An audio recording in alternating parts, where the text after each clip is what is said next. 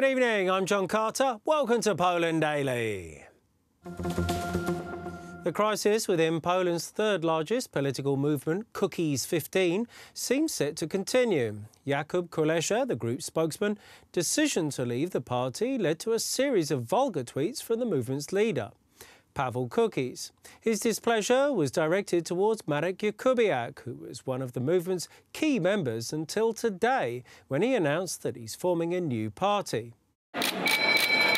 With the departure of spokesman Jakub Kulesza from the Cookies 15 movement, foul-mouthed tweets from the movement's leader Paweł Cookies, and today's announcement by Marek Jakubiak about creating a new party, there's no doubt that this is the most serious crisis in the history of the political alliance founded by the rockman. I think I chose the best moment to departure from the Cookies 15 movement.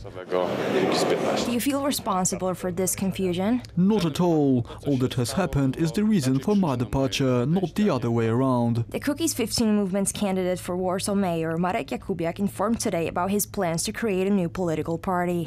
Are you planning to create a new political party? Yes, I hope my plans become a reality very soon. What will it be called? It doesn't matter. What matters is that it should be compatible with the Cookies 15 movement. Will you be the leader? This is democracy. If they choose me, then I will be the leader.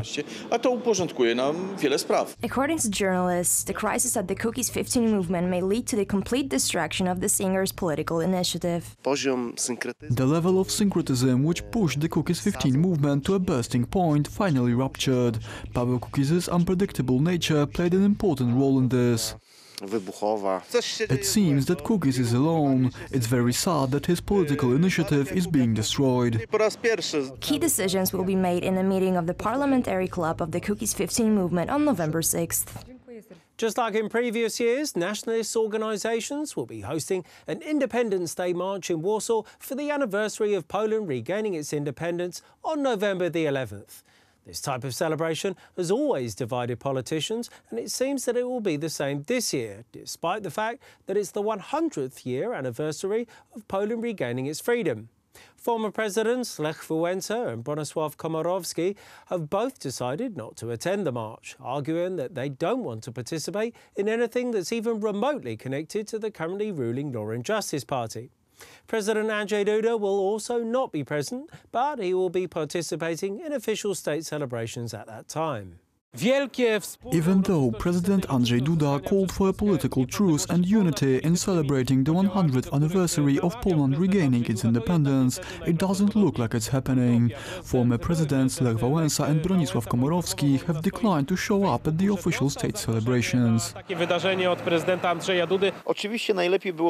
Of course, it would be best if we all celebrated this important anniversary together, but I wouldn't be sad about the fact that a former secret informer of the communists decided not to take part in the official celebrations. Maybe it's a good thing. Maybe he finally felt guilty about ratting out his friends. Without Lech Wałęsa, we will still have beautiful ceremonies. No one wants to admit that the Polish society is divided. If it's divided, then we have to respect that, and politicians are the ones that have to respect that. If they see that, they shouldn't deepen the conflict. The presidential spokesman Błażej Spychalski informed today that President Andrzej Duda will not take part in the annual March of Freedom. The official reason given for this decision is the president's tight schedule. Leicester City Football Club have confirmed that their owner, Vichai Srivardhana Prabha, was among the victims of the helicopter crash on Saturday. The experienced Polish pilot, Izabela Lachowicz, was also among the 5 to have tragically died in the crash. Shock fans have gathered outside the King Power Stadium for the past few days to pay their respects. The fatal crash happened last Saturday, just outside the King Power Stadium. The Foxes had just finished their match against West Ham United when the club's owner took off from the pitch in a helicopter. The aircraft was malfunctioning from the start, but its pilot managed to get it as far from the fans gathered outside the stadium as possible, probably saving hundreds of lives. The helicopter crashed on a parking lot 200 meters away from Leicester City's stadium, immediately bursting into flames. Apart from the owner of the club. A few of his associates, the pilot and a Polish passenger, Izabela Lechowicz, all died in the accident. Lechowicz was an experienced pilot and flying instructor. The Polish embassy in London gave their official condolences to Izabela's family. It's with great sadness that we received news of Izabela Lechowicz's death in the Leicester helicopter crash. She was a wonderful pilot and a Polka 100 campaign finalist who created a positive image of Poland in the UK. Our deepest condolences to her family. The 61-year-old owner of the helicopter was a Thai multimillionaire and the founder of the King Power International Travel Retail Group. He has owned the Leicester City club since 2010. The club became particularly famous after winning the English Premier League in the 2015-2016 season. He made us feel like we were co-owners of the team and we felt like it was a Thai team. He gave us pride and dignity. Leicester City fans continue to bring flowers, club shirts and scarves to lay them down in front of the stadium as a tribute. Indescribable really. He's put so much money into the club, he's brought the club up from receivership, put the money in, built the team, won the Premiership. Then the future's looking bright, or obviously it was looking bright, and he's done everything he can.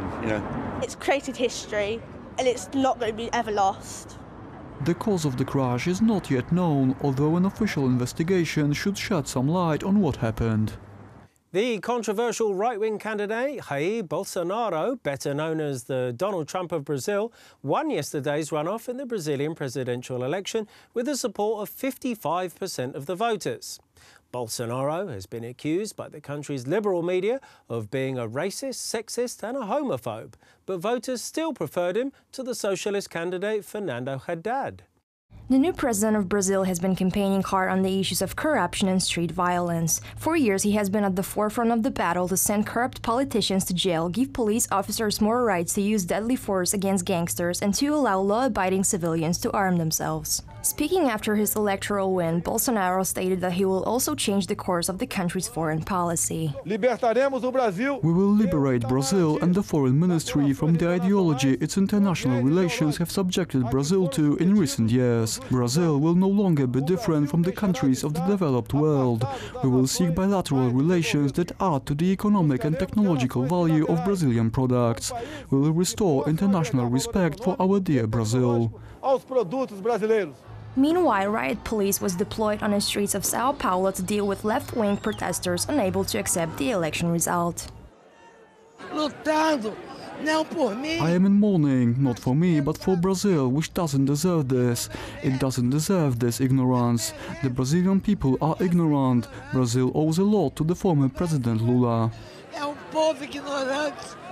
Some Bolsonaro supporters decided to celebrate their win in front of the prison, which houses the former socialist President Luiz Inácio da Silva, better known as Lula. He was sentenced last year to a lengthy prison term for accepting bribes. People voting for Bolsonaro hope he will rid the country of the corruption they feel was widespread when the Socialist Workers' Party was in power.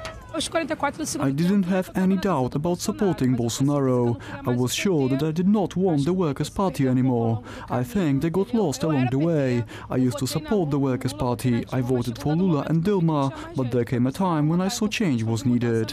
Brazilian voters now hope that Bolsonaro will deliver on his campaign promises and crack down on the corrupt political elite, as well as the violent gangs roaming the streets. Thank you very much for joining me here this evening at Poland Daily. I'm John Carter. Stay tuned after the break for Poland Daily Weather, and then join me after that for Poland Daily Business.